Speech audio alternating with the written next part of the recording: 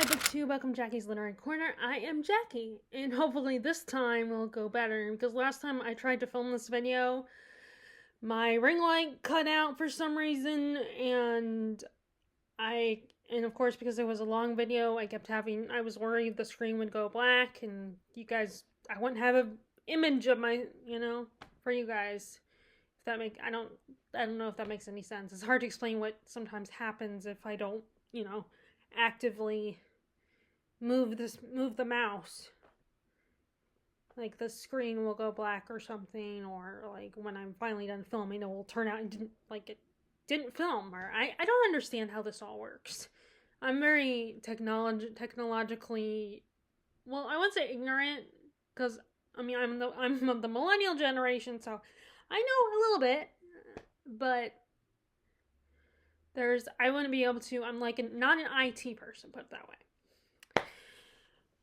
Okay, so originally this was just, the first time I filmed this was just kind of an update video and books I'm thinking about to read for spring, although every time I grab books for a TBR, and this is why I try not to do TBRs, but I just get a little excited and like watching other people, so I like the idea of coming up with a list of books to read, but, I end up picking too many books.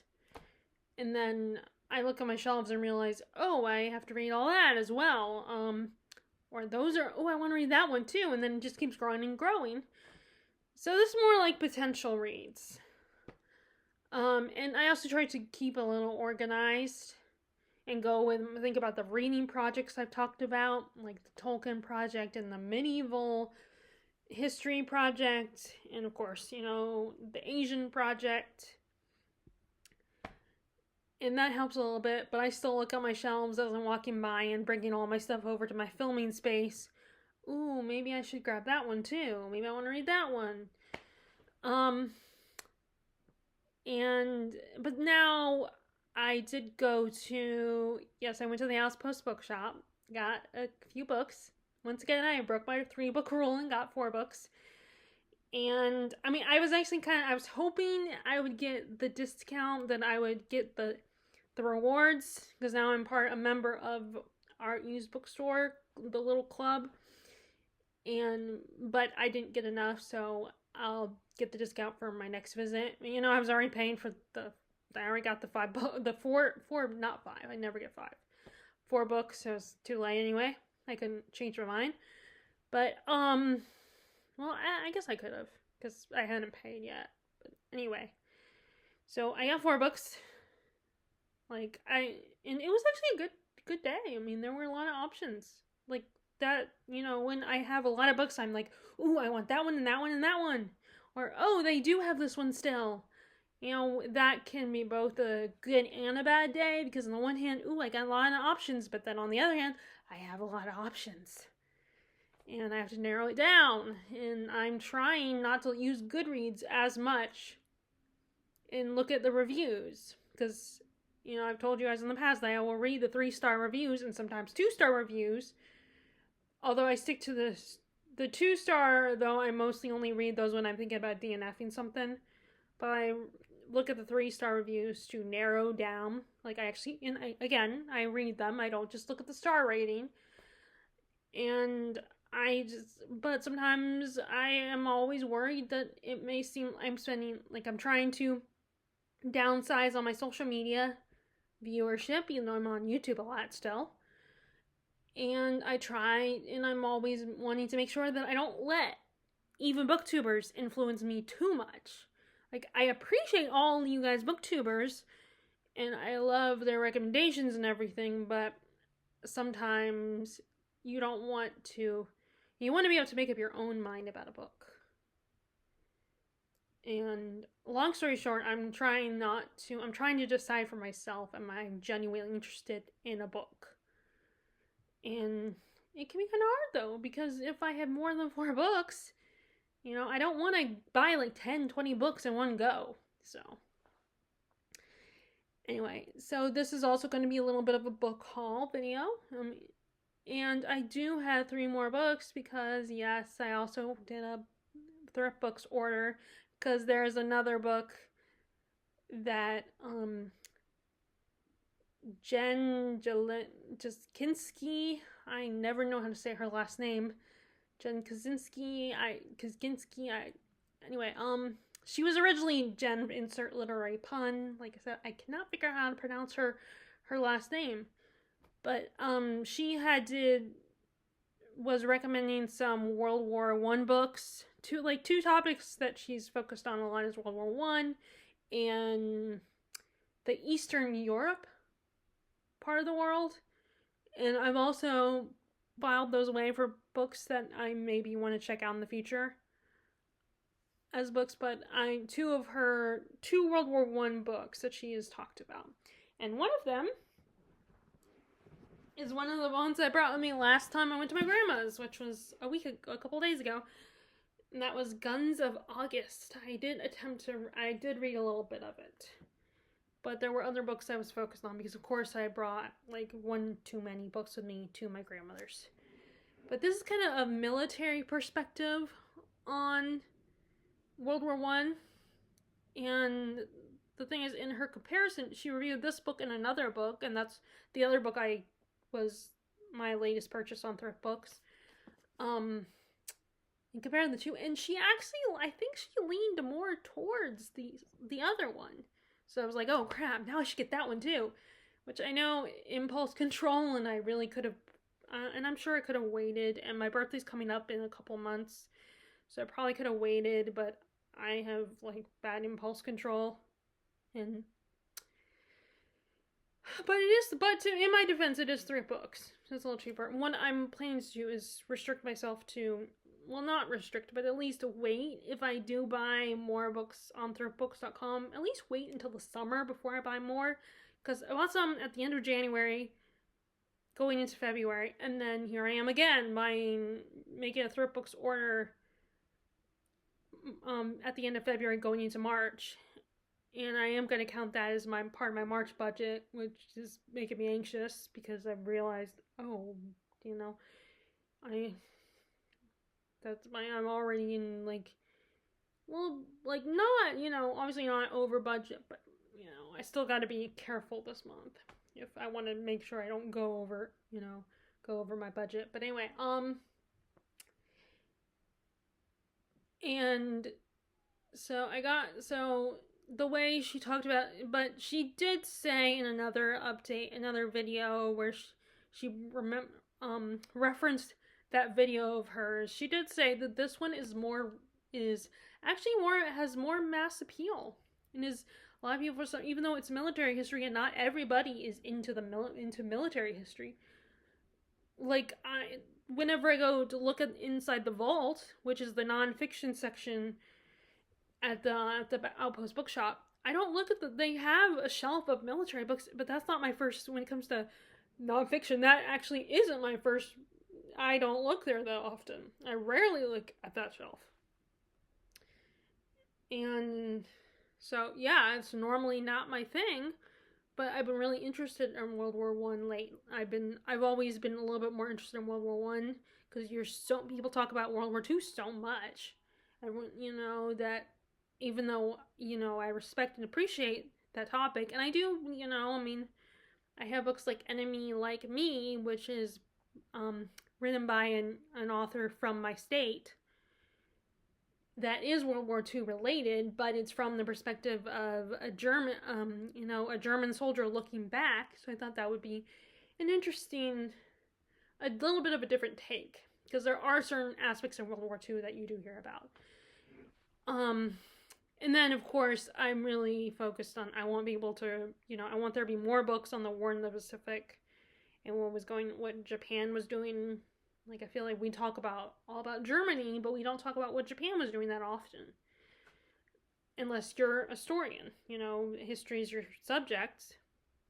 The average American, I think, would only know about what Japan did via Pearl Harbor. So that's important. So when it comes to World War II, I'm selective with the topics. But I feel like we don't talk about World War II, even though that was considered, World War I, which was considered the Great War. And, she did talk about, and so Jen talked about how this one is more readable on the subject, and somehow it's more popular, like for the average reader of history books. So I'm trying this one first, and I have read a little bit of it. And so far, I mean, I'll need to start. I think I might start over with it because I was having trouble concentrating, and first of all, every time I go to my grandma's, I end up going to bed real late because like we do stuff with the family, and then I come home and it's my me time, so I'm on the computer watching YouTube videos and end up staying up a couple hours and don't get to bed until midnight. And not that I tell my grandma that because she always asks me what time I went to bed, and so I kind of fib a little bit and say, "Oh, I went to bed at 11," because I don't want to admit that I went to bed at midnight. And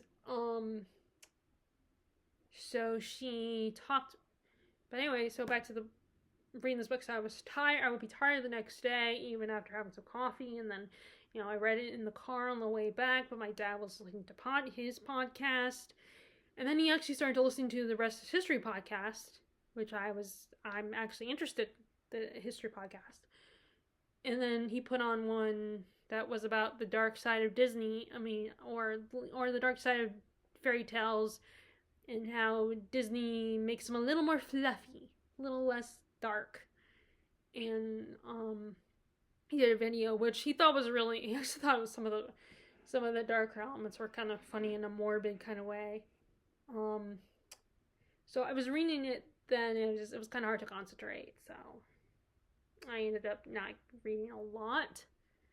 And even then I was kind of falling asleep in the car, so I think I need to start from the beginning. I need to get back into it and start again. But so far, I've talked about, like, the Kaiser at the time was a little resentful because he felt like he wasn't getting the respect he deserved.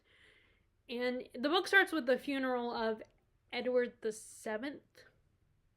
And all the politicians, including the American president, Theodore Roosevelt, were at the funeral. And like you said, the Kaiser, talk about the Kaiser's perspective on the situation, how he feels resentful of how he's treated, how he doesn't get a lot of respect. And the next chapter kind of focuses on, a lot of people were, wanted to, we're going to use the route through Belgium to get, I don't remember where, because I guess France and Belgium are easy targets, apparently. I mean, the impression I get, and this is from Jen as well, that France is a little passive in the World War, and the rest is history also, because I'm talking about, I was listening to the episodes on World War II and Hitler and the rise and fall of the Nazi Party, and apparently Hitler used the same plans that Germans used during World War I, which is like, that didn't work. I don't think it worked for you last time. But I kind of feel bad for France. I mean, it sounds like their army was not that great. But anyway, so I'm going to start over. And this is Guns of August by Barbara Tuchman. She also has 2 more books, The Zimmerman Telegram and The Proud Tower. And I've marked a bunch of other books as well. And one of the books I got today is another World War I book. Because last time I was at the Outpost, they didn't have any World War I books. And before that, they had some, but they were more like encyclopedia style books. And there were 3, and they were gone anyway when I went last time. So, but I was happy to find one, and so I could start reading more about World War I. And so I don't know when I'll pick up this one, but I do have Giants of the Earth to get to, that I'm working on as well, which, by the way, I did decide to DNF The Terror by Dan Simmons. It has a slow build, but I wasn't feeling excited to pick it up. I wasn't feeling motivated to keep going with it. I mean, I hate to say it, and I don't necessarily always mind a slow build. Sometimes a slow build is really great, but I don't know, I just wasn't as into it. And Maybe I'll watch the show just to get the story, which I know, I mean, as a reader, I'm committing blasphemy by doing that, but I mean, that's not the first time I've watched, like, I have no interest in reading the Bridgerton books. I'm just watching the show. But, it's a little different than the whole Lord of the Rings situation, because with Lord of the Rings, that's a fantasy. That is something that I definitely is my thing. It's my first the fantasy genre is my first love. But anyway, so I'm DNFing that,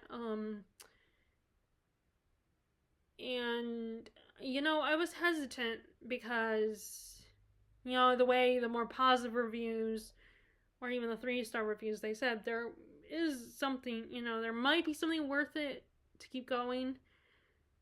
And, like, I was reading it also because I thought it was the perfect time to read, because it's wintertime, and now winter is almost over.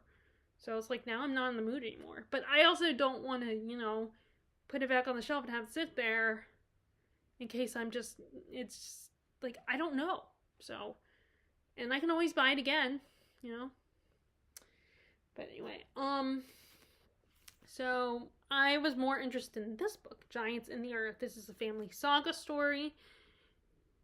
And it's really, this family dynamics are kind of dysfunctional in a way. Not really like toxic or anything, but just like Hansa, the family patriarch of the main family in the story, he's so caught up. He's a dreamer. I feel like he's very caught up in his excitement about what he can do, what he can accomplish, how this land, what he can do with this land, this prairie environment, and building his own home. He's just so enthusiastic about it all, while his wife is miserable, and she can't fathom the possibility that there could be a life out here, that they could live out here for the rest of their lives, because they are, at the time, it was very isolating. They are just alone except for their neighbors, their friends. And I think she's going through depression, and she's already having a hard time controlling her boys, because the husband, per Hansa, has to go into town constantly to trade, and like, he sells potatoes, and of course this was before, he would trade to, goods and services, and he doesn't understand what she's suffering. He cannot see he's just dismissive of her fears and her concerns. And of course she's, because she doesn't understand, she can't see a future here, so she's ready to go, but she's like, she wants to be a good wife, so she's not going to complain to her husband. And she's really struggling because while he's gone, she's taking care of their boys, and she has the little toddler, and then she's pregnant. And these boys are very, rough and want to play, and they're like, at one point, one of their neighbors, it looks like he hunted down a bear, but then that maybe the guy was lying, that he didn't actually get a bear, but he just got a badger, and which I'm still not even sure if it was just the boys thinking he lied and he really did get a bear, or if it was a fake. I'm not 100% sure. And they want to go hunting, and they think, oh, this will be easy. We'll just beat the bear down, beat the animal. It's so easy. And their mom's like, no, I don't want you guys to get killed, because these animals can kill you. They can swipe you with their paws, and they're boys. They're these kids, these young boys who are cocky and confident, just want to run around and play and go hunting, and they're all brave and stuff, think they can do anything. And I gotta say, it's kind of, the two boys can be kind of annoying at times. I mean, I feel bad for saying it, because, my sister has two boys. But, of course, they're raised in a different kind of environment than these two boys are. And then there's also, and so she's getting frustrated, and at one point she loses her temper on them, and hits them with a switch. And luckily her oldest boy when their dad comes home, he lies for his mom. Because he kind of has some idea that his mom is suffering, and he doesn't want his, his mom to get, quote unquote, in trouble with the dad.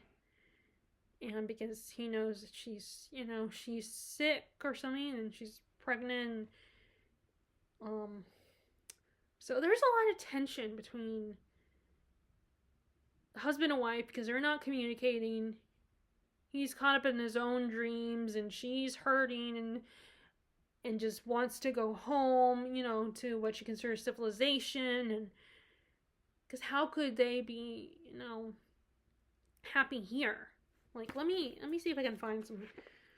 I made sure to fold some of the pages.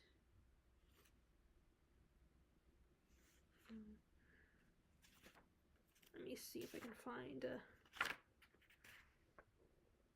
nope, it's a different thing. Let me see if I can find them. Okay. Okay, here's something. Yes, they were the only ones who had been bewitched to stay out here, straying out here. Other people are now arriving. There are people from other countries and other Norwegians that are Norwegian arriving here. And she sees a wagon of people coming, and she wants her son to she wants her son to help them, but also she kind of wants him to talk them out of staying here.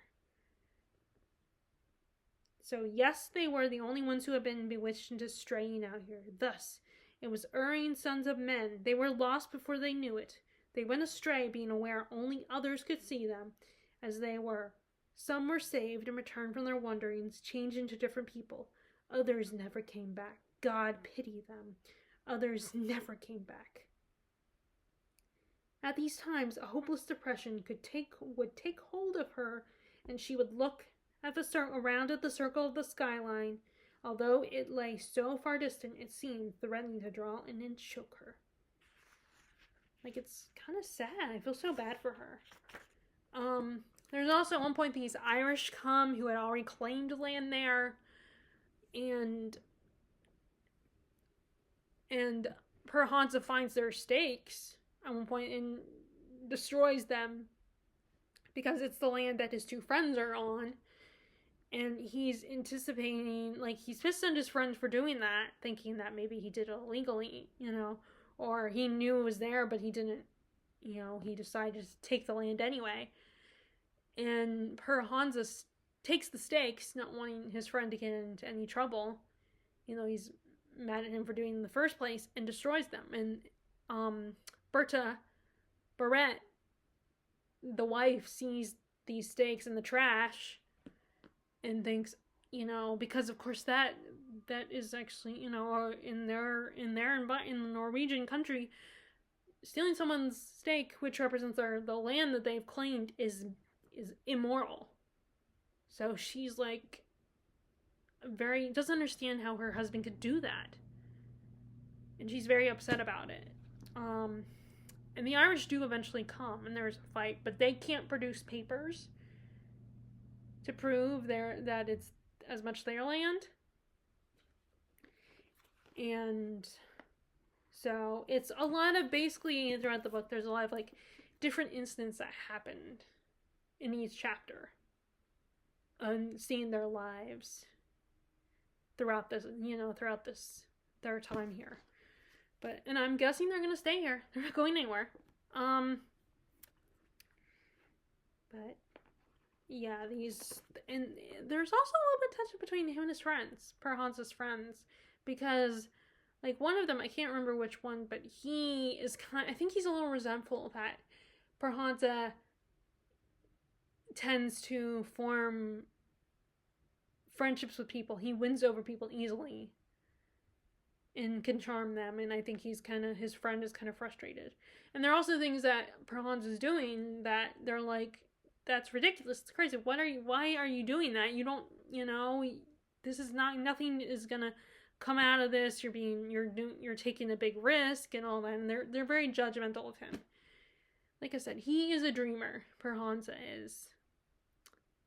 And he does at one point, when they go into town to trade goods, he does meet a widow, and he's actually kind of impressed by her home and how she's made it into a home, and offers to help her out and befriends her. And now I'm nervous that something's gonna happen between him and the widow.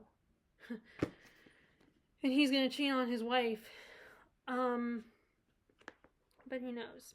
Anyway, so that's where I am with that. And then I did start reading The Cuckoo by Leo Carew. This is book 3, the third and final book in the Under the Northern Sky trilogy. And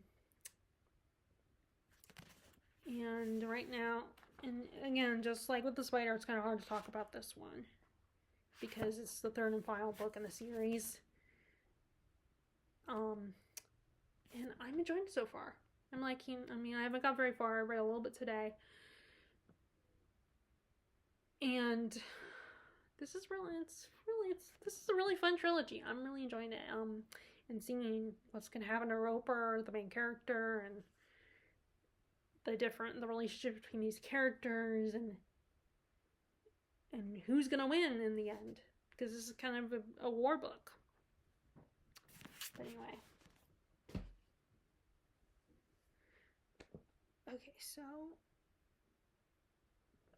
Okay, so I just noticed something. I was gonna make this into a video that was not just like an update video and also a TBR video and then a book haul video. But my mom just came home from being out of town, so there's that part of it's going to be for another video. So it turns out that you can ignore the previous stuff I just said early when I started this video. And I will continue this later because I don't know how to edit it so I can continue, so I don't have to do a second video. So I hope you guys liked that update video, and I will give you the guys the rest later. All right, bye.